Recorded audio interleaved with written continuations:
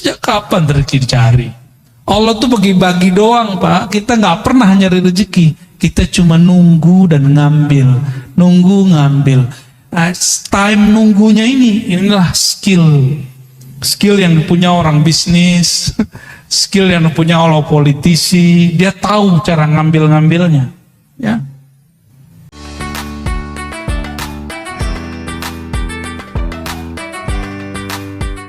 Mengenai takdir, ya. Istilah takdir yang digantung, mu'allaq bahasa Arabnya. Jadi belum terjadi. Ada takdir yang mubram. Bapak itu sukunya apa, Pak? Sukunya apa? Betawi. Bisa protes nggak? Coba saya lahir jadi orang Arab, gitu, bisa nggak? Nah, itu namanya mubram. Ya. Itu menurut ilmu akidah nih ya. Ini ada versi lainnya ntar. Karena kalau dalam kitab begitu aja, yang kitab ilmu akidah. Tapi dalam kitab ilmu ma'rifatullah itu lain lagi. Ya, ada yang lebih dalam dari itu. Kita ini ditakdirkan hidup di akhir zaman. Bisa nolak nggak? Bisa nolak? Udah terima aja. Itu namanya takdir mubram. Lahir pengennya kulit kayak orang Korea, ya. Ya. Nggak enak juga kali. Tapi ternyata lahir kulit sawo, ya, sawo mateng apa telur mateng. Nggak jelas ya. Kita nggak bisa protes, udah begitu aja. Apapun yang dia mau, bagi saya, mohon maaf. Jadi itu versi ilmu akidah. Semua takdir itu mubram bagi saya. Suka-suka Allah lah. Takdir mu'allaq itu ternyata sebenarnya mubram juga. Kenapa? Dia masih digantung, tapi kan haknya Allah. Mungkinkah takdir digeser? Mungkin. Ini pada sisi Allah, semua takdir itu suka-suka dia, bukan suka-suka kita. Sepakat? Takdir itu terbitnya dari kudrat iradat Allah, maka mutlak milik dia, nggak usah atur-atur. Makanya di dalam hikam awal-awal, arih nafsaka minat tadbir, jangan kamu urus yang tidak perlu kamu urus.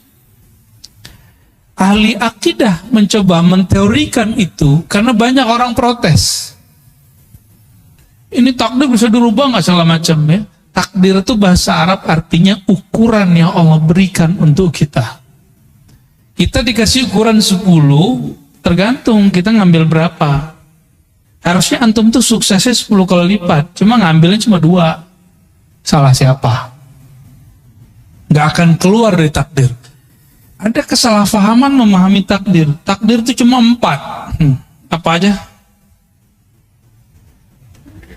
Waktu kita dalam janin, takdir cuma 4, Ustaz. Ya. Apa aja tuh? Apa? Ajal. Cepet amat ajal. Bikat birizkihi. Rizki dulu. Rizki itu jodoh 1. Jodoh itu rizki. Bikat birizkihi. Nggak ada di hadisnya wa jodohihi. Nggak ada. Bikat birizkihi 1. Terus wa amalihi, amal dulu. Ngapain kamu nanti gitu. Itu amal bahasa Arabnya. Terus yang ketiga apa? Wa ajalihi, baru ajal. Jangan langsung ajal, Pak. Cepet amat mau ajal aja ya. Baru yang keempat, syaqiyun au sa'id. Dia nanya ahli surga apa neraka. Gitu. Bahagia di surga atau sengsara di neraka. Itu maksudnya, bukan bahagia di dunia, bukan itu. Banyak yang salah terjemah itu. Syaqi, dia sengsara masuk neraka, atau sa'id, dia bahagia masuk surga. Tuh ini aja udah panjang aneh jelasin. Antum mau nambah lagi pertanyaan. Rezeki, saya mau tanya, kalau kita waktu kecil dulu nggak punya gaji, rezeki datang nggak? Dianterin oleh mak kita, ya nggak? Bener? Waktu sekolah dulu kita dibayain orang tua kita. Dianter nggak? Dianterin rezeki itu. Cuma karena setiap hari kita melihat orang berangkat kerja, pulang, berangkat, pulang, orang mengira rezeki dicari. Sejak kapan rezeki dicari? Allah tuh bagi-bagi doang, Pak. Kita nggak pernah nyari rezeki. Kita cuma nunggu dan ngambil. Time nunggunya inilah skill. Skill yang punya orang bisnis, skill yang punya orang politisi. Dia tahu cara ngambilnya, ya. Seperti orang pebisnis, dia tahu kapan dia harus ngambil. Yang main saham, dia tahu kapan harus mau beli, mau jual. Itu skill. Nah, skill itu yang mahal, itu pemberian Allah dan dilatih. Kita rezeki Allah kan bagi-bagi, ya.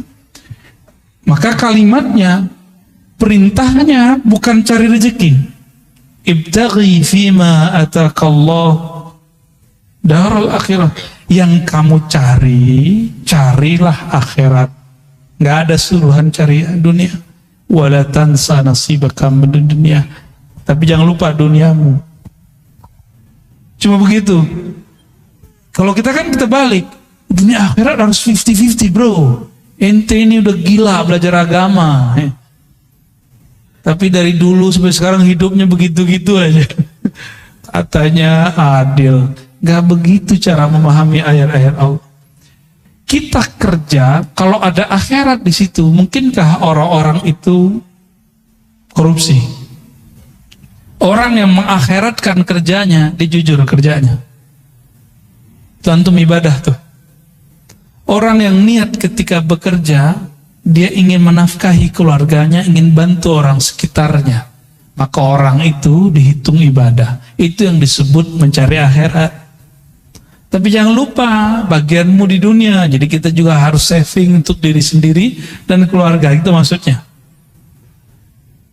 Nah, dibalik, carilah dunia, jangan lupa akhirat. Nah, nggak tahu nih ayat baru ini. Saya boleh sebut tuh ayat-ayat setan, ya. Itu ayat setan, Pak. Dai setan itu, ya. Nauzubillah min dzalik. Allah bilang cari akhirat, dia bilang cari dunia. Setan gak tuh? Mohon maaf nih. Kan dai itu dua aja, dai ilallah sama dai ila ghairillah. Dai kepada Allah atau dai kepada selain Allah. Dua aja dai. Dai artinya orang yang mengajak. Orang yang mengajak pulang kepada Allah, mengenal Allah, atau orang yang mengajak kejar selain Allah. Dua aja. Jauh-jauh ke Ka'bah minta fulus. Aduh ya Rabb. Jauh-jauh ke Ka'bah minta rezeki, minta jodoh. Boleh sih, nggak apa-apa. Cuma kayaknya buang-buang duit. Kalau minta jodoh ke sana, mending lamar orang langsung, enggak? Langsung beres tuh, mau pesta-pestanya lumayan tuh ya. Sekampung nggak habis tuh. Kecuali antum di gedong ya, lain cerita. Jadi takdir itu ukuran yang Allah berikan kepada kita. Lalu Allah titipkan di dalam diri ukuran lain yang disebut kasab. Laha ma kasabat wa alaiha maktasabat. Laha positif, dia akan memperoleh prestasi yang dia usahakan. Wa alaiha maktasabat, dia akan kena hukuman terhadap apa yang dia kerjakan. Nah, kasab. Maka dalam akidah Imam Asy'ari Ahlus Sunnah wal Jamaah, Imam Asy'ari ini murid Imam Junaid juga. Apa kata beliau? Allah kasih satu sir di dalam dirimu bernama kasab.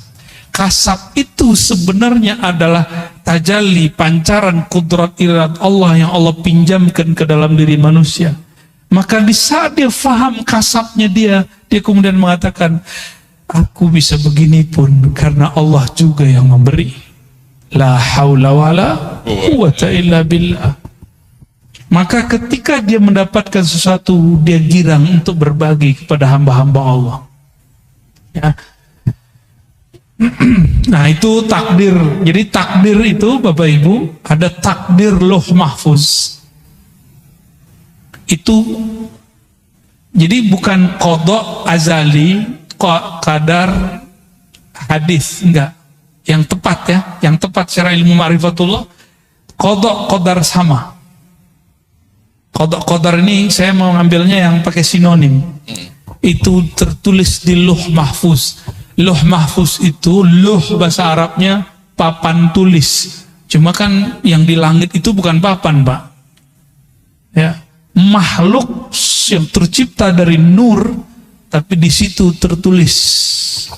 Ada lembaran-lembaran seperti dedaunan-dedaunan cahaya, di situ tertulis. Ini namanya Pak Fulan, Ibu Fulan, Puan Fulan, Tuan Fulan.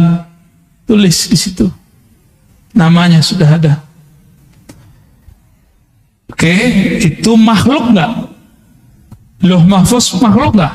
Maka takdir yang tertulis di Lauh Mahfuz semuanya makhluk. Cuma bedakan, ilmu Allah makhluk nggak? Ilmu Allah bukan, ilmu Allah azali. Jadi yang azali itu ilmu Allahnya, sedangkan suratan takdirnya bukan azali. Azali itu tidak berawal, tidak dicipta, itu azali.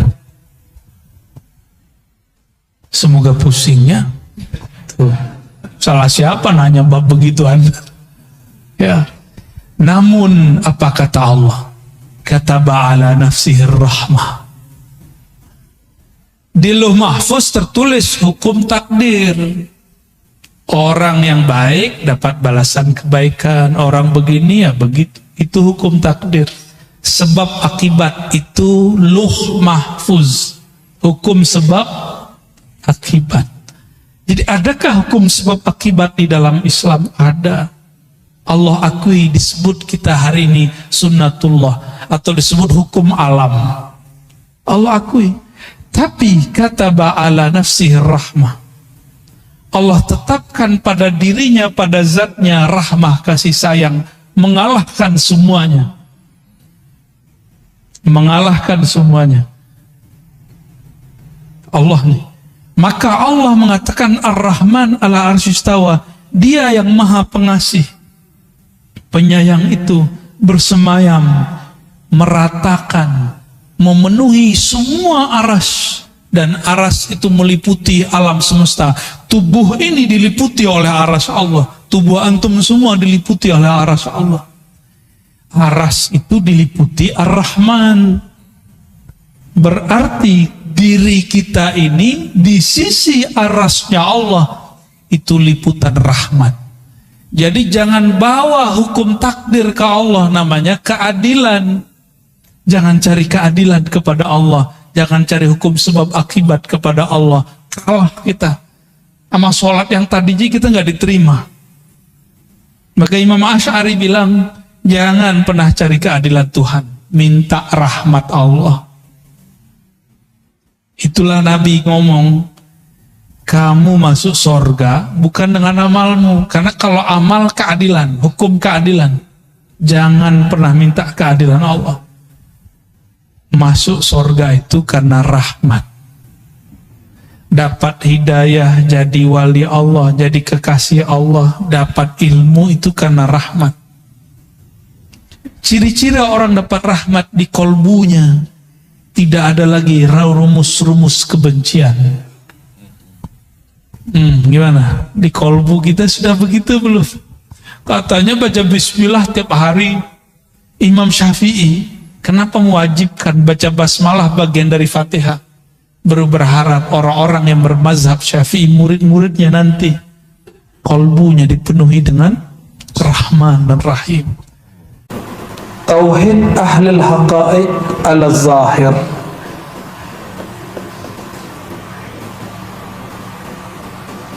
Ini kalau saya menyebutnya tauhid para salik. Kalau yang pertama Yang pertama tadi masih ada raghbah war rahbah. Ya. Jadi kalau tauhid awam biasanya pakai ngancem. Awas lo kalau nggak sholat gitu. Itu ngancem. Itu tauhid orang. Kalau tauhid orang yang salik, diajarin jangan sholat mengharap surga, juga bukan jangan meninggalkan maksiat takut neraka. Mulai. Tapi karena harap yang punya surga, segan kepada yang punya neraka. Mulai diajarin begitu. Itu tauhid salik. Di sini disebutkan ahlul haqaiq ala zahir, setingkat dikit di atas orang awam.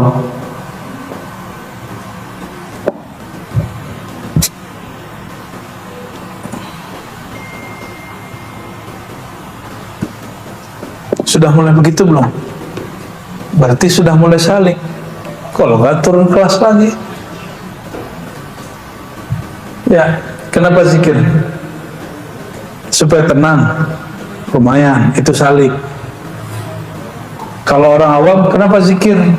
Supaya rezekinya banyak. Itu orang awam. Ya, kan kita pernah juga dipotong orang kan, lagi ngomong begitu kan? Habib lagi yang motong, tapi kami udah baikan sih habis itu. Ya, akhirnya kita tegur, bedakan manfaat faedah dengan tujuan. Ya, alhamdulillah dia terima, maka kami baik-baikan aja. Cuma orang aja yang ngadu-ngadu kan, mumpuk karena sekarang lagi ramai bab habaib nih, videonya dinaikin lagi. Ya salam ya.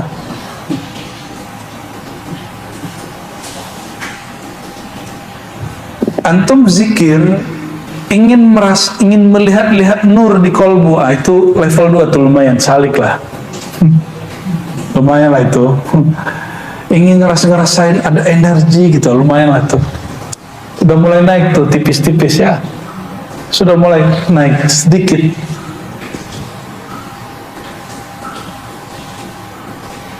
Maka ada tauhid yang ketiga. Jadi tauhid yang kedua berarti menyembahnya bukan lagi karena ancaman, bukan lagi karena harapan pahala. Itu tauhid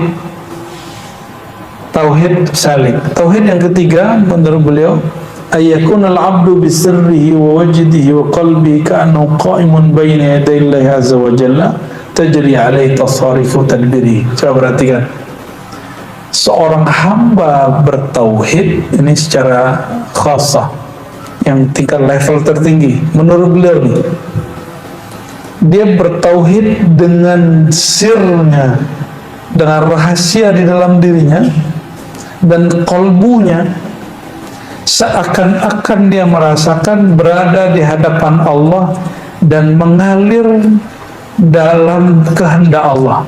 Tajri alaihi tasarifu tadbiri. Jadi dia apapun yang terjadi, yang dirasakan ini gerakan dari Allah Subhanahu wa ta'ala, ketentuan dari Allah, dan dia menerima. Maka saat ada orang minta wirid kepada saya, gimana caranya jadi kekasih Allah? Ngeri kali tuh, pengen jadi wali dia. Aduh, yang gampang kan pakai hadis tuh. Ya, apa kata Nabi SAW? Lam yazuk ta'mal iman man lam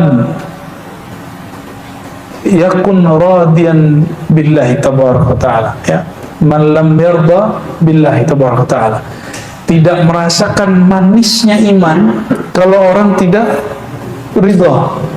Maka saya kasih wirid raditu billahi rabba. Baca anak-anak TK itu, anak-anak kecil itu.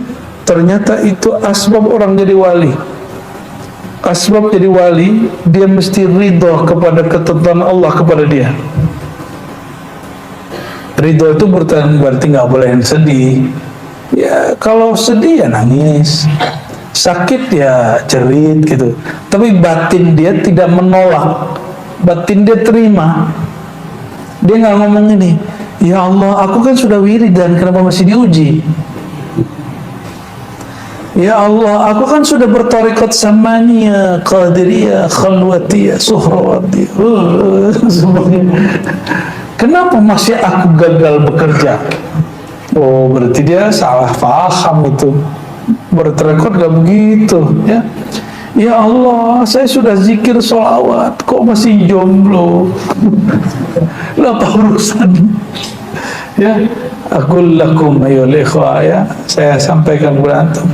Orang yang cinta pada Allah dan Rasul, kalbunya gak pernah kesepian. Gak pernah kesepian. Orang yang cinta Allah, cinta Rasul, kalbunya gak pernah kesepian. Yang sepi telinganya sama matanya. Kok gak ada teman gitu kayak Nabi Adam kan? Di surga kan indah, tapi nggak ada teman. Maka Nabi Adam menggumam, ya Allah, bergumam, sepi bener di surga. Tiduran, surga kan nggak ada tidur, maka dijadikan tidur itu berkah bagi Nabi Adam. Maka surga pun asbab nikmat beliau. Jadi seandainya di surga itu nanti ada tidur, tidur itu bukan kekurangan kematian, tapi bagian dari nikmat. Tapi insya Allah nanti nggak ada kok. Nggak ada lagi tidur nanti di surga. Mumpung masih di dunia nanti tidur ya. Allahumma salli ala Sayyidina Muhammad.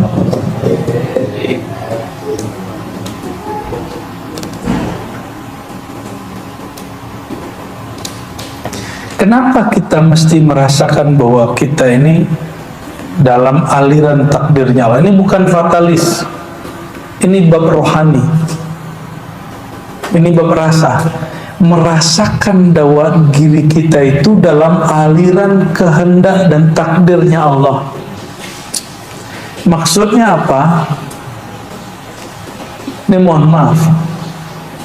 Salah satu kemanjaan seorang pasangan kepada pasangannya, dia merasa ingin diperhatikan, ingin ditarik, ingin dipeluk, segala macam, ingin dikuasai. Gitu. Itu sebenarnya adalah imitasi daripada cinta yang bersumber dari kemarifatan tauhid si hamba kepada Allah. Maka si hamba itu justru sedih kalau nggak diuji. Sebagaimana seorang pasangan, dia sedih nggak direpotin oleh kekasihnya. Emang kamu udah nggak sayang sama aku gitu jadinya? Sama seorang hamba ngomong, ya Allah, kok hari ini nggak ada ujian ya? Apa engkau tidak memperhatikan aku lagi? Cihara. Bagi dia ujian itu bukan lagi beban, ujian itu adalah perhatian. Maka konsep orang ini nggak ada namanya sedih. Itu yang disebut la khaufun alaihim wa lahum yahzanun. Jadi faham? Mulai faham kenapa ada ayat, 2 ayat ya di Quran, bahkan sekian ayat di Quran, lebih dari 2 ayat malah. Tapi yang lafaznya istiqamah 1. Innal ladzina qalu rabbuna Allah tsumma istaqamu fala khaufun alaihim wa lahum yahzanun. Al-Ahqaf. Orang yang mengatakan Rabb kami Allah, Tuhan kami Allah, kami ridho kepada Allah, lalu rasa itu dia istiqamahkan.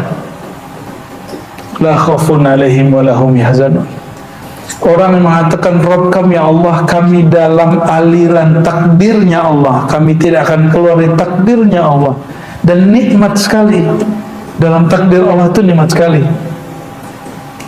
Karena kita dididik dari kecil bahwa Allah itu tukang ancam, ya, Allah itu kayaknya tukang seksa gitu.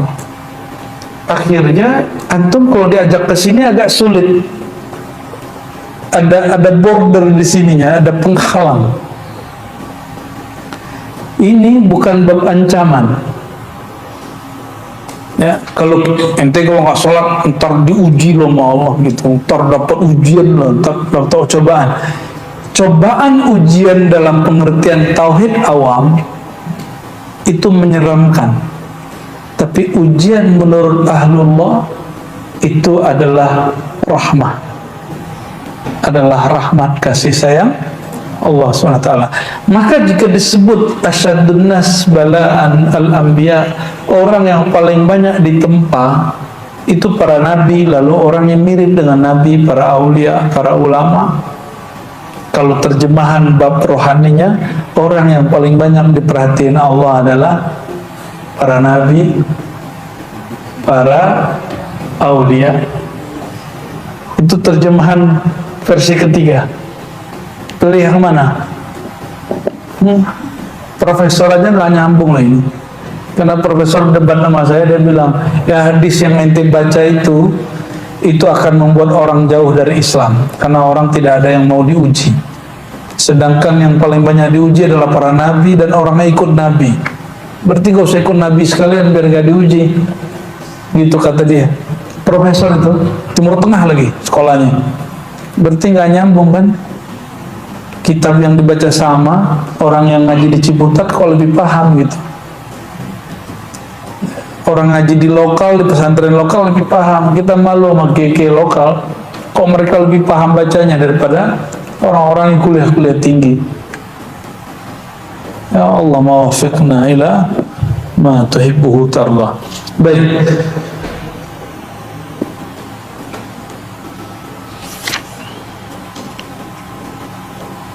Ini ada kalimat Imam Shibli yang sangat membingungkan orang yang bingung, ya.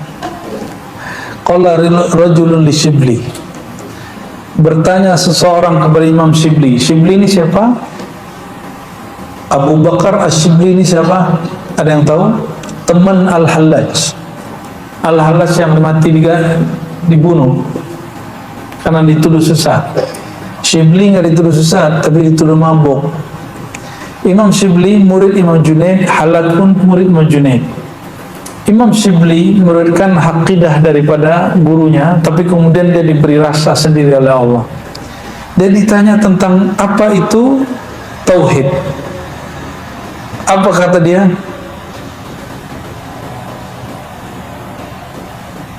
Waihak, payah kamu gitu. Nanyanya kok berat-berat gitu ngomong. Man ajaba anit tauhid bil ibarati fahuwa mulhid. Ini perhatikan. Siapa yang mengibaratkan tauhid dengan kata-kata, maka dia akan terjebak pada ilhad, pemingkaran, bahkan ateis. Waban asyara ilaihi, siapa yang mengisyaratkan Allah dengan isyaratnya, fahuwa sanawi, dia menjadi penyembah berhala. Allah kok bisa ditunjuk di satu arah, kok bisa diisyaratkan dengan suatu simbol, berarti Allah berupa, Allah ada rupanya. Maka orang yang mengisyaratkan Allah dengan sesuatu, dia sama dengan apa? Penyembah berhala. Ini menurut Imam Shibli. Ini kalam Shibli, nggak masuk, bukan kalam akidah ya. Ini kalam orang lagi sedang mabuk. Ini kalam ahli kelompok yang ketiga. Wa man sakata anhu, tapi jika kamu diam, tandanya kamu jahil. Serba salah sama dia.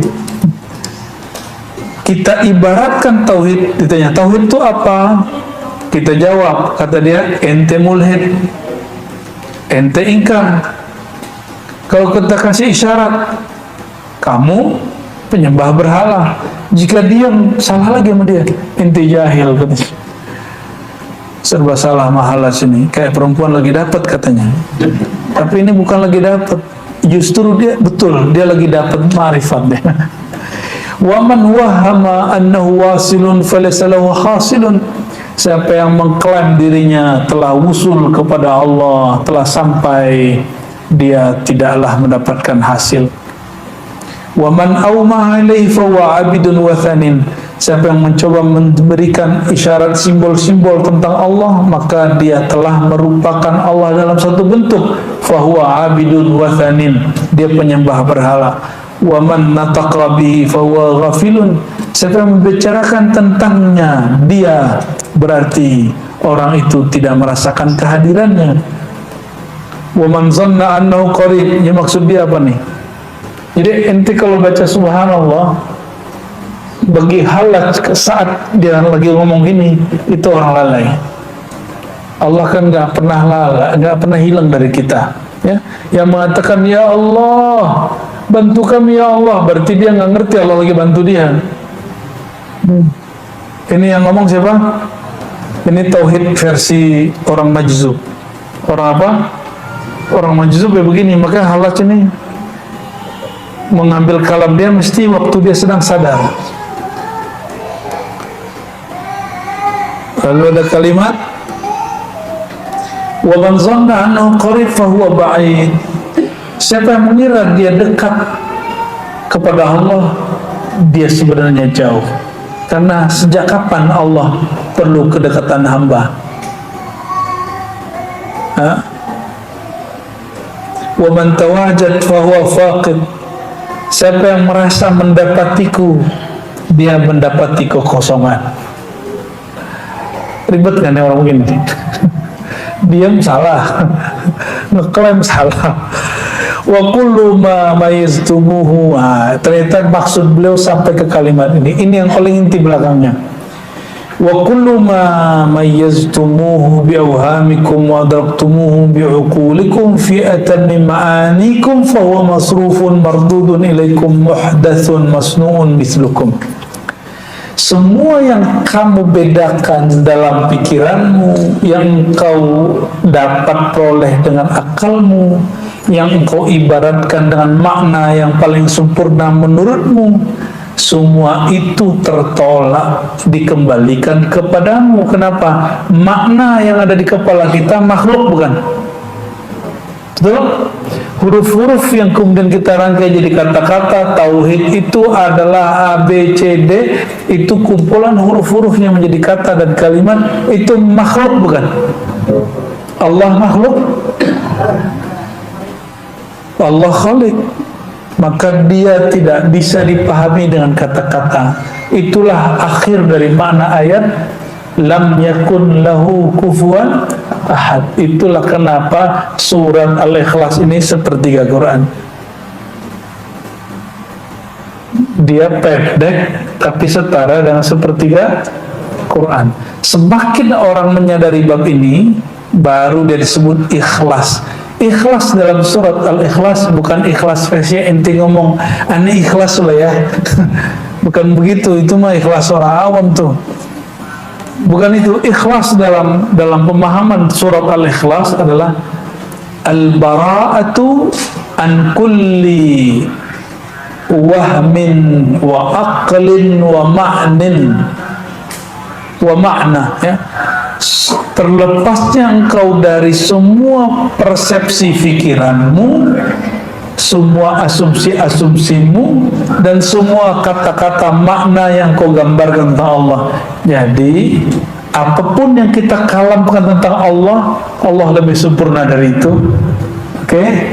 Itulah makna la ilaha illallah. Lalu kalau dimaknai lagi, maha suci engkau, maha bebas engkau dari semua yang aku bayangkan. Itulah subhanallah.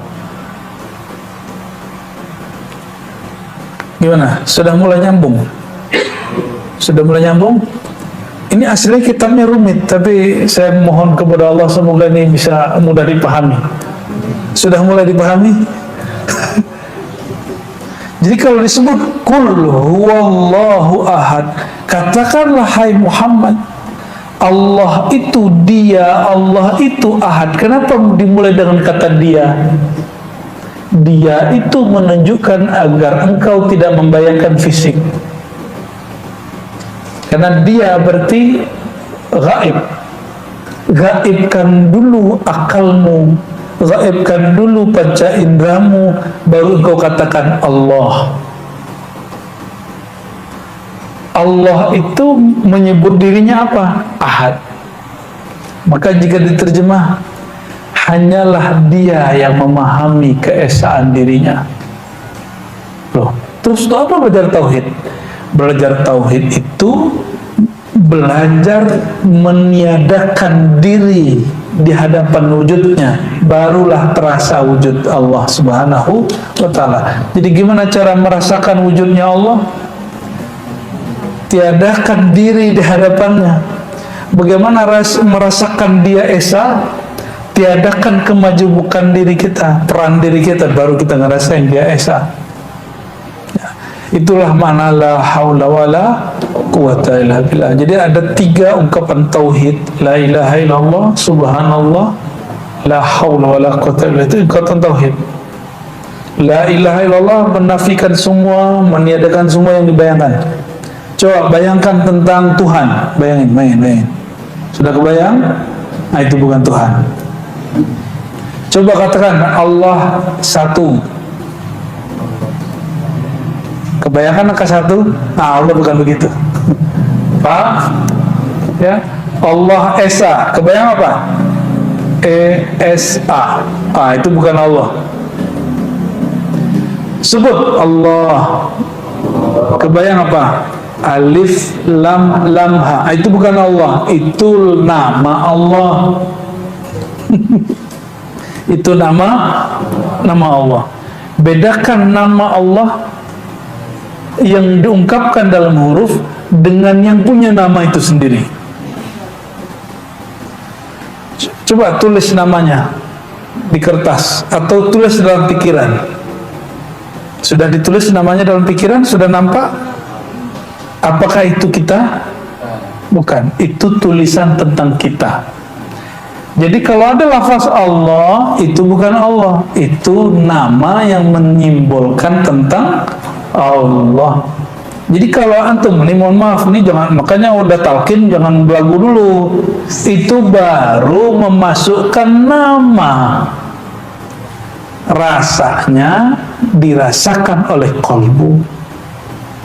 Itu baru nama. Dan kita tidak menyembah nama. Menyembah nama naqisun, bukan syirik. Saya nggak sepakat dengan orang mengatakan syirik, karena nama tidak terpisah dari yang punya nama.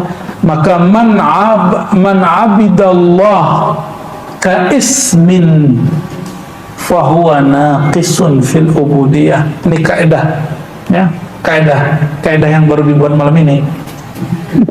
Karena di kitab-kitab ditulis man abidal isma fahuwa musyrik. Kencang bener ente ya. Siapa yang menyembah nama syirik, itu orang terlalu keras. Nabi nggak begitu mengajarnya.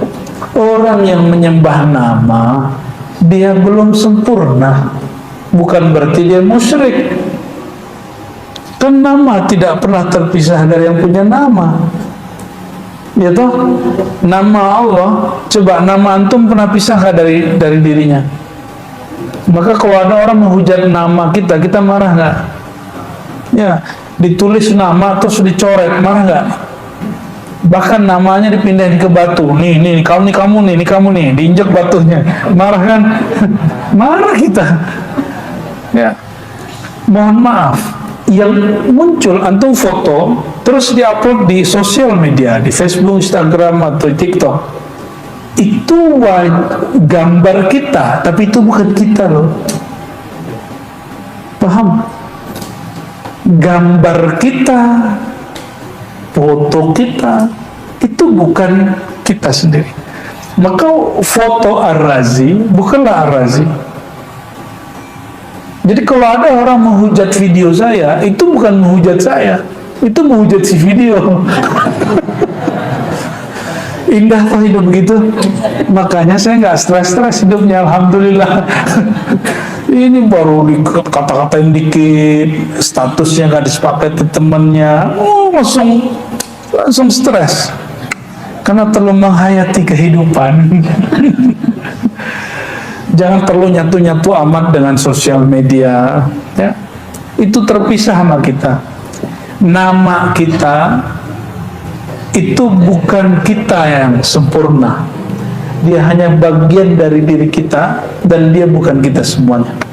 Oke? Maka bayangan tentang Allah bukanlah Allah. Lalu Allah itu gimana? Habis bagaimana, habis bayangan-bayanganmu, habis semua asumsimu tentang Allah, engkau barulah diberi rasa bertuhan kepada Allah.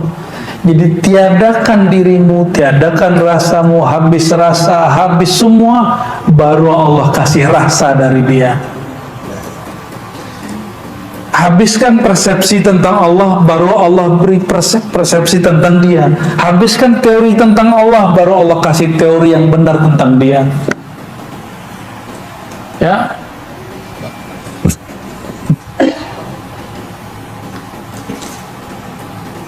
Jadi kalau bertuhan itu justru membuat kita tambah rehat.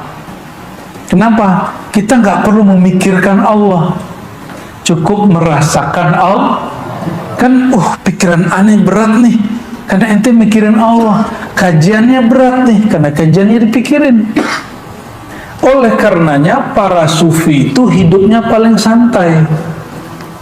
Kenapa? Ente bicarain Tuhan di langit, ke istawa, nuzul, ngapain? Allah bukan untuk dibayang-bayangin.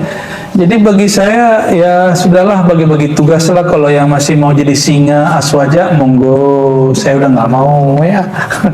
Kita lebih nyaman mengikuti jalan-jalan beliau-beliau ini. Ya, tidak usah memperdebatkan satu. Emang kita siapa perlu kemudian mengatur isi pikiran orang? Bisa nggak ngatur isi pikiran orang? Kita nggak sanggup ngatur pikiran orang, apalagi pikiran Wahabi. Maka saya meniatkan, kalau saya menjawab satu persoalan yang berbeda dengan Wahabi, bukan untuk mendebat Wahabi, tapi untuk menenangkan diri saya dan menenangkan orang yang dekat saya. Pakai dalil-dalil, ini dalil tahlilan, ini dalil zikir, tawasul, bukan untuk debat Wahabi lagi sekarang. Kalau dulu emang untuk debat Wahabi. Ya, berkat Allah Subhanahu wa taala Ar-Razzaq Al-Wahhab, ya, kita diberi anugerah, ya, rasa yang sudah nggak niat lagi yang begitu-gituan. Alhamdulillahirabbil. Jadi apa kata Hallaj? Ternyata kemabukan Hallaj itu adalah kewarasan kita. Dia mabuk, tapi untuk ukuran kita itu waras. Apa kata dia tadi? Semua yang kamu bayangkan, semua yang kamu ibaratkan, semua yang kamu isyaratkan, itu semuanya tertolak. Itu semuanya hanyalah asumsimu. Asumsimu tentang Allah, pikiranmu tentang Allah, teorimu tentang Allah, itu ada di pikiranmu, pikiranmu makhluk. Allah tidak seperti itu. Maksudnya nggak usah pikirkan tentang Allah, cukup ridhoi Allah. Kul raditu billah, aku ridha kepada Allah. Udah selesai.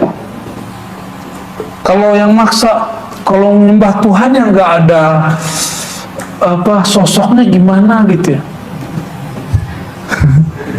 Maka mereka buat sosok, itu kan lucu itu. Jadi orang itu menciptakan Tuhannya sendiri. Inilah perbedaan Tuhan orang yang bertauhid dalam ajaran tasawuf Ahlussunnah dengan Tuhan yang dipahami dalam agama-agama secara akliyah atau agama-agama dalam filsafat. Maka di filsafat barat itu ada orang yang berontak ke gereja terus ngomong gini, dan itu ternyata benar diambil dari tasawuf. Tuhan itu adalah imajinasi manusia tentang dirinya yang sempurna. Makanya, ini kata mereka ya, makanya Yesus di barat itu putih, Yesus di Afrika hitam, Yesus di Cina sipit, Yesus di Jawa sawo mateng. Itu kata mereka, saya nggak, itu yang ngomong filosof barat yang mereka tadinya orang gereja. Nah, kita nggak akan nyinggung bab Yesus karena itu agama yang berbeda dengan kita. Kita hanya berbicara Nabi Isa, ya, alaihi salatu wassalam. Tapi ada benar juga ya. Benar nggak? Sosok dari yang tadi kita bicarain itu beda-beda kan per tempat.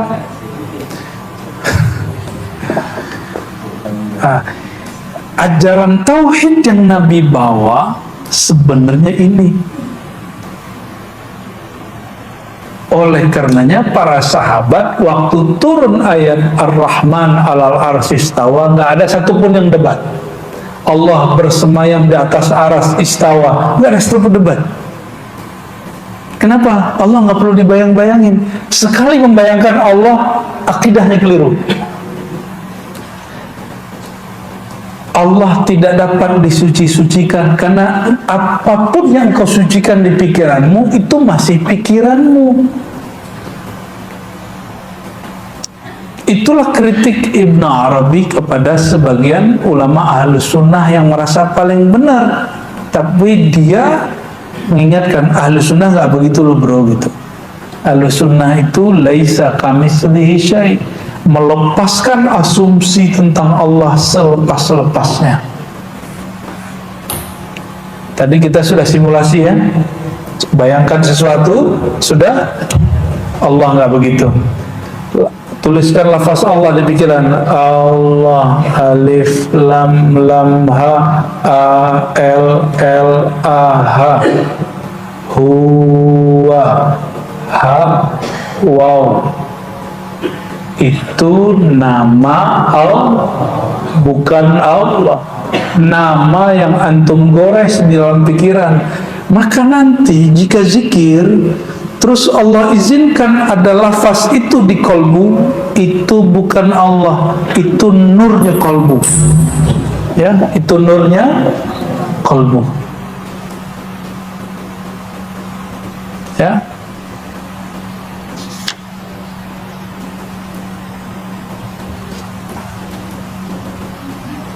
Mungkin ada yang bertanya, kalau gitu kita ngapain menghormati tulisan gitu ya? Gitu. Ini orang nggak punya seni ya.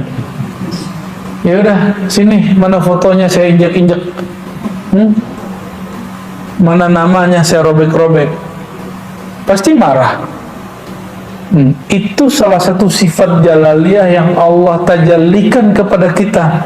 Makanya kita marah jika foto yang ada di Facebook itu, di Instagram itu, di TikTok itu kemudian di-unlike sama orang, dihujat sama orang. Kenapa?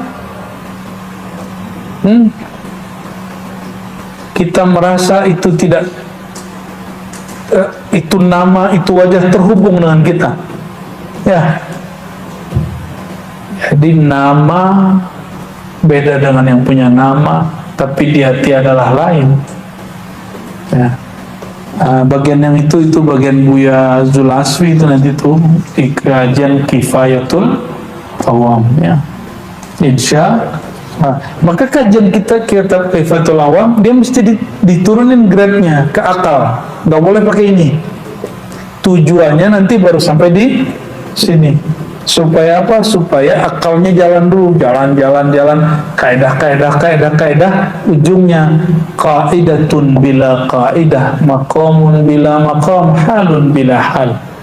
Maqam tanpa maqam, hal tanpa hal, kaidah yang sudah dilepaskan dari semua kaidah. Jadi masih mau menyembah sesuatu yang kita bayangkan?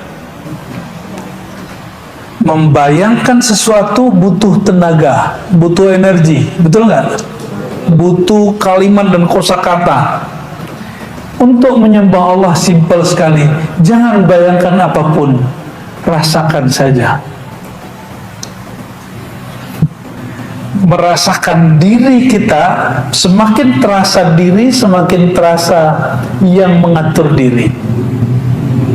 Jadi Allah itu gak usah diteorikan di luar diri kita, cukup dirasakan dari dalam diri.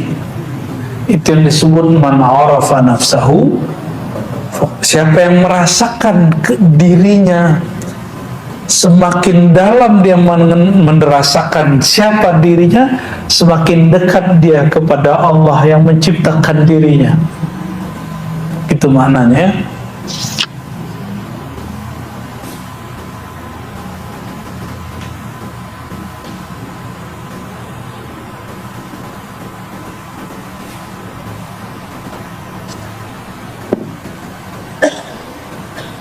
Nah, itu kaidah yang sangat luar biasa dari Imam Ash-Shibli. Masih kuat? Masih hot kepalanya? udah berdarah-darah ini kayaknya nih. Harusnya tambah rehat otaknya, bener nggak? Ya, tolong jangan pikirkan lagi tentang Allah. Jadi kalau zikir Allah tuh simpen, enggak begitu. Kita nggak usah, kepalanya nggak usah berat mikirin apa. Justru kalau zikir Allah itu rileks, karena semakin dia nyebut nama Allah, semakin dia terbebas dari semua asumsi. Oleh karenanya saya pastikan orang yang sering mengingat Allah, dia semakin rehat, semakin rileks, semakin bahagia, semakin tidak terbebani hidupnya. Walaupun ujian dia banyak. Ya, ujian itu kan kata-kata pencinta. Ya. Itulah rahasia kenapa Allah disimbolkan dengan Laila oleh penyair-penyair. Karena Laila itu gelap, gak usah dibayang-bayangin. Ya. Alhamdulillah hujan.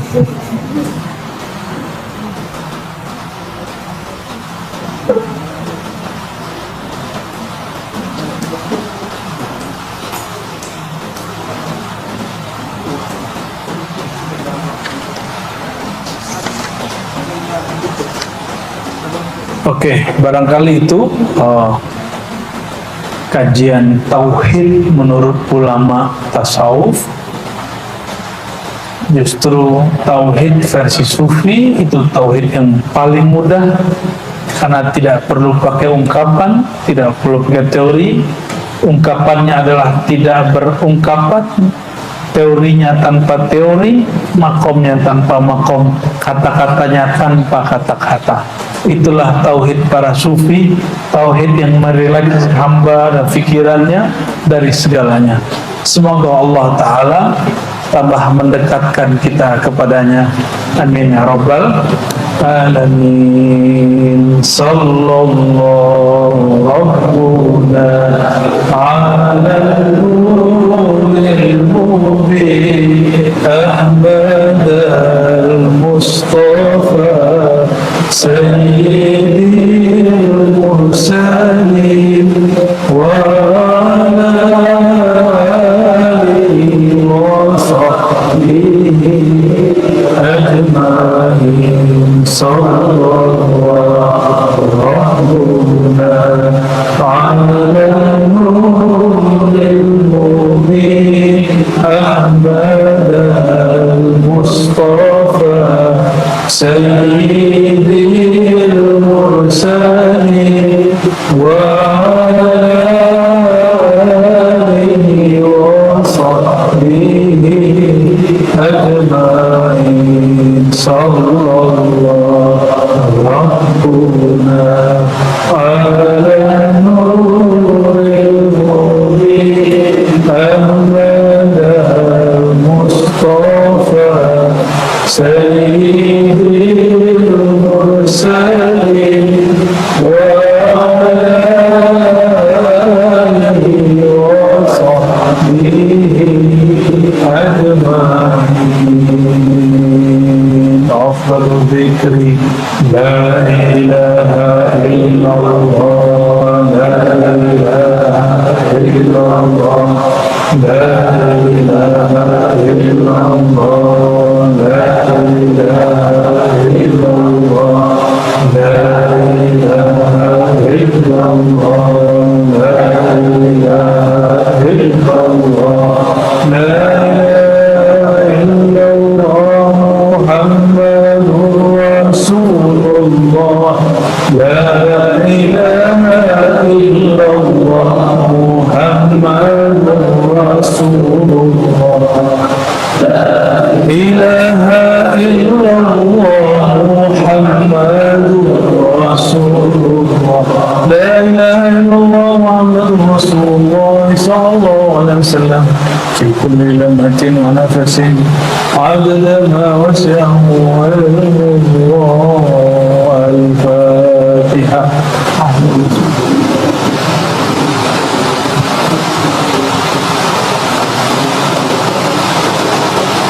Subhana rabbika rabbil izzati amma yasifun wa salamun walhamdulillahi rabbil alamin. Mohon maaf salah kurangnya. Assalamualaikum warahmatullahi wabarakatuh.